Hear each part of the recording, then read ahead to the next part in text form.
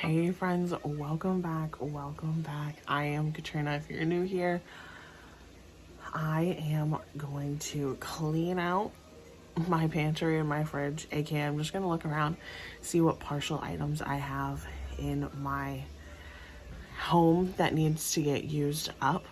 I am going to make myself some type of soup. It's not going to be a recipe soup. It's going to be a dump in the pot soup, but I figured I could take you guys along on this journey and see how to just kind of compile some stuff to make it taste good at the end. And the reason why I'm making soup is, I don't know about in your area, but last night was the coldest it's been in my area since 2016, and we broke records for how cold it was. It is freezing. Definitely a hot cup of coffee kind of day. And I'm definitely making soup so that the house can warm up a little bit, so we can warm up at lunchtime, just so that it feels a little better in here. Soup is a great way to warm up your house because it needs to sit on the stove for so long, which is the biggest reason why I really wanted to do it. I don't think I have too many odds and ends, but a handful. Anyway, let's dive into this. I know for a fact I need to chop up some onions and some peppers because those peppers are sad, and there's at least a half an onion in there that it's real sad. So let's start with that. All right, in this pot I have like 1.5 onions and like 1.5 bell peppers that needed to get used up. I figured if this would be a great home for them in this soup today. Got some olive oil at the bottom to cook those up. Once these get a little more cooked, I'm going to throw in some garlic, and then we're going to have to look around our pantry and the fridge a little longer to find out how we're going to finish this soup. So here's how the peppers and the onions are looking. I added the garlic in. It smells so good.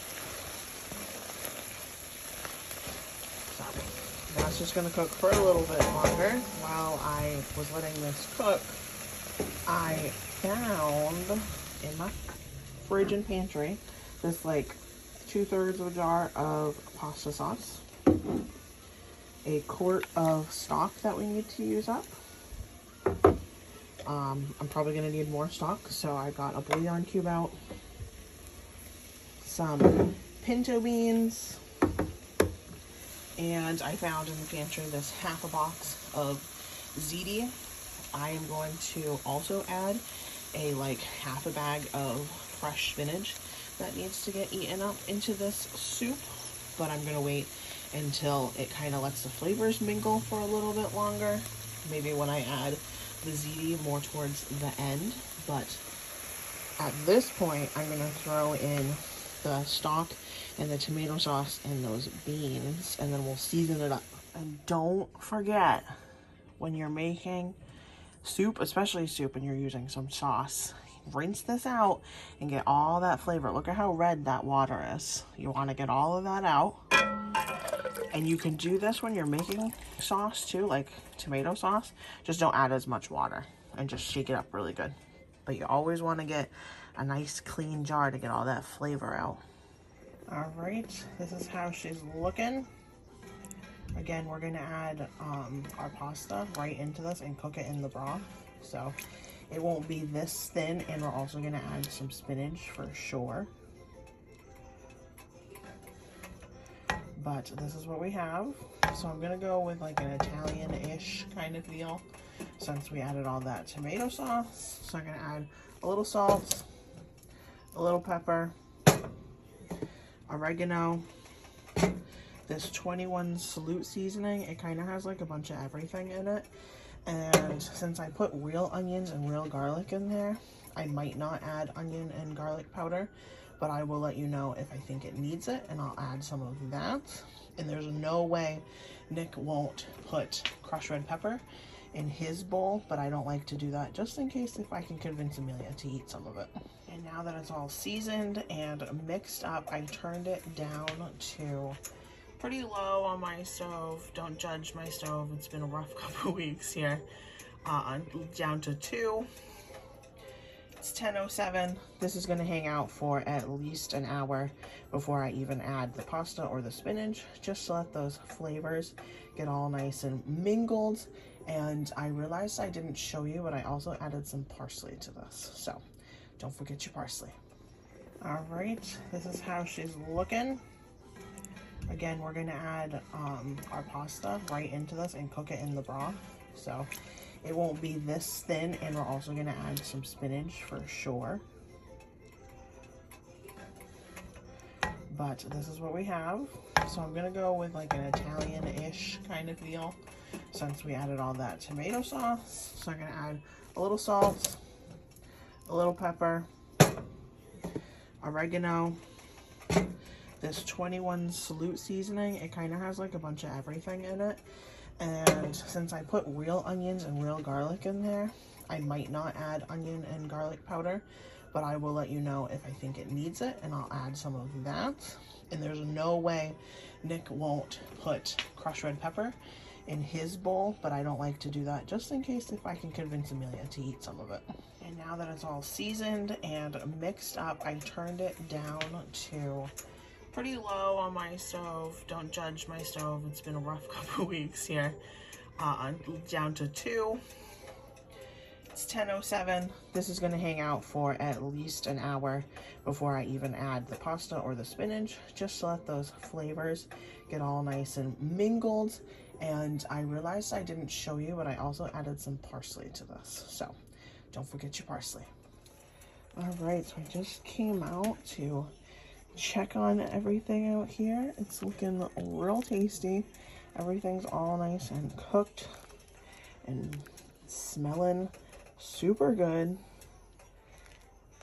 I let it hang out for closer to an hour and a half. Well, you can see it's nice and hot with all the steam on my camera now. I'm going to turn it up just a little bit so that the noodles won't take forever to cook. And then once the noodles are mostly cooked, I'll throw in that spinach.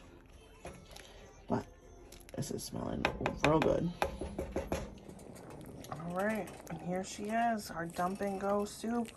Spinach and noodles and peppers and onions, tomatoes, beans. I just added some more water to this, so I did shake in all of those seasonings again, just to make sure I didn't dilute anything. I had a quick bite of it just to try it. I think it's pretty delicious. Dump and go soups are so easy and so filling. You don't waste anything. That's why they're my favorite. I'm gonna go round up the troops and have lunch be served. Amelia's lunch. Does it look yummy? Are you gonna try the soup and the noodles? You gonna try it? Not sure? Gonna at least eat the bread? No, you can't hold the camera. Soup.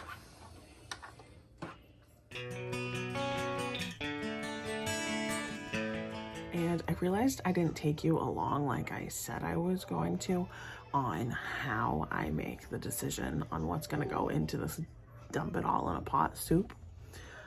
So the first thing I do is I check my refrigerator, because more times than not, that's where the stuff is that's gonna go bad quickly. And I will take everything out that is on the fence or close to being on the fence out, decide what flavors would taste good together, and that's where I will start. And then I will take whatever I find. So like this time I found onions, peppers, and spinach for the veggies, and that half a jar, 2/3 of a jar of tomato sauce. I was like, okay, all of those will taste good together. So that's what I'm gonna use from the refrigerator. And then obviously I was making soup, so that leftover stock was just perfect. Then I went to my pantry and I looked to see if there was anything that was open or partial to add in that would taste good with it. Like that half a box of ziti will be super good in this. And then beans for some protein, or I could have taken out a chicken breast from my freezer, but either way, one of those would have been great to make it a little bit more filling, but the beans were easier, so that's what I did instead. And that's just my process. So I'll just go through and find any odds and ends that need to get used up. Sometimes I end up with like a portion of 6 or 7 different bags of frozen veggies because Amelia will want carrots one night or broccoli the next night or mixed veggies one night, or Nick likes green beans, so like there's normally green beans open or what have you. If there's a whole bunch of partial frozen veggies in there, I will take all of those out, dump them in a pot, chop up an onion with some veggie stock, and add flavors that will taste good with everything. It's just really looking around and finding what you have that's on the fence, or a whole bunch of partials that you don't know what to do with. Dump and go soup is one of my favorites. You use up some odds and ends so things don't go bad, and you don't need to go to the store because it's just about using what you have. So I also have a loaf of bread that I already made yesterday or the day before, that we're gonna have with it. I plan on making some more bread tomorrow. It is too cold. It will not rise on my kitchen today. But I will show you the bread that I made, and I will show you how I made it tomorrow, all in one video for you, but it'll be tomorrow, so a different outfit. But I just wanted to let you know that I will also be showing you how to do that. It's going to be so yummy and so filling and so delicious. And then hopefully after lunch, we can take a nap because it is cold. It is real cold. Like very, very cold. I don't know if my camera is picking it up.